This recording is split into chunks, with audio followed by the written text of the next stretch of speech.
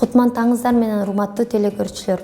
Бүгүнкү биздин пайдалуу кеңеш рубрикасында колтуктун жана буттун жагымсыз жыттарын кетирүү жолдорун айтып беребиздер.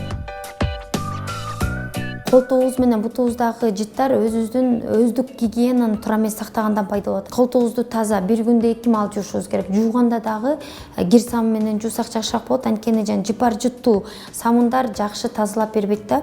Экинчи болсо кадимки эле аптекадан сатып алсаңар болот, фармидрон деген. Бирок бул фармидрон боюнда бар, эмчек эмизип атканда, андан тышкары колтугуңузда эгер кандайдыр бир териси сезгенип турса, анда колдонгонго болбойт. Фармидронду аласыңар, ватный диск менен смачивать этип туруп эле жакшылап ар бир колтугуңузга 2 ватный диск менен сүртүп аласыздар. Бир күндө 2 маал сүртүшүңүз керек, бири 14-20 күнгө чейин сүртсөңүз болот. Андан кийин бир жумача тыныгып туруп, анан кайра сүртүп берсеңиз болот. Андан тышкары дезодоранттар менен да колдонушуңуз керек.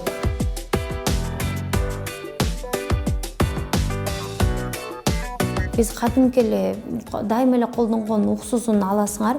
Уксусту алып туруп, кийимге болсо 1/1 100 грамм сууга 4 чоң кашык уксус кошосуз.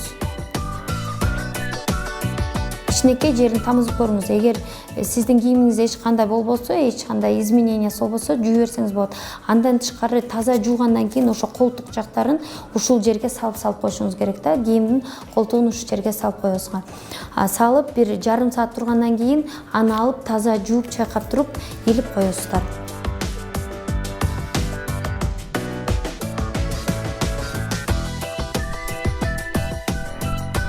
Буттагы жыт эмнеден пайда болорун жанакы мен айтып кеткенде өздүк гигиенаны туура эмес сактап, бирөөнүн бут кийимин кийгенден же бирөөнүн маскесин кийгенден ошондон силер анын шоосу же жагымсыз жыты сизге келип калышы мүмкүн да. Ошондуктан жугуп калышы мүмкүн. Ошондуктан сиз өздүк гигиенаны туура сактайсыңар.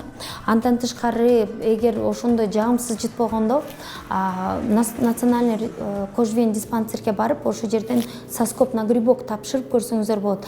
Ал жерден сизге лечение да жазып берет да. Үй шартында болсо, жанакы мен жасаган эле уксусну растворду аласыз. 100 грамм сууга 4 столовый ложка уксусту кошуп, бут кийимиңизди ватаны алып ушул растворго салып жакшылап, анан ичин жакшылап сүртүп алышыңыз керек да. Сүрткөндө жөн эле тыштарын сүртпөй, тең ичине чейин сүртүшүңүз керек. Могу түбүндө, буттардын ортолоруна чейин тазалап сүртүп,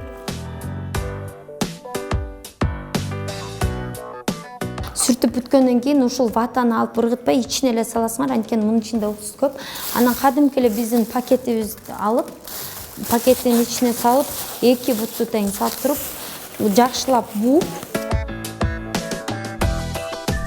сиздин бут кийимиңизди сүрткөндөн кийин күндүн нурунун астына 2 күн илип коюшуңуз керек. 2 күндөн кийин сиз бут кийимиңизди кие берсеңиз болот, анткени сиздин бут кийимиңиз таза.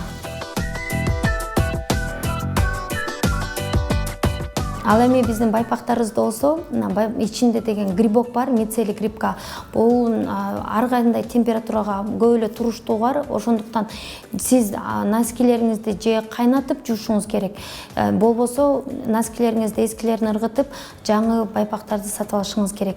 Анткени сиздин кылгандан кийинки леченияңыздан өзүңүз кайра эски байпактарыңыздагы грибоктор кайра эле силерди оорута берет да, грибок оорусу менен самозаражение кыла бересиздер.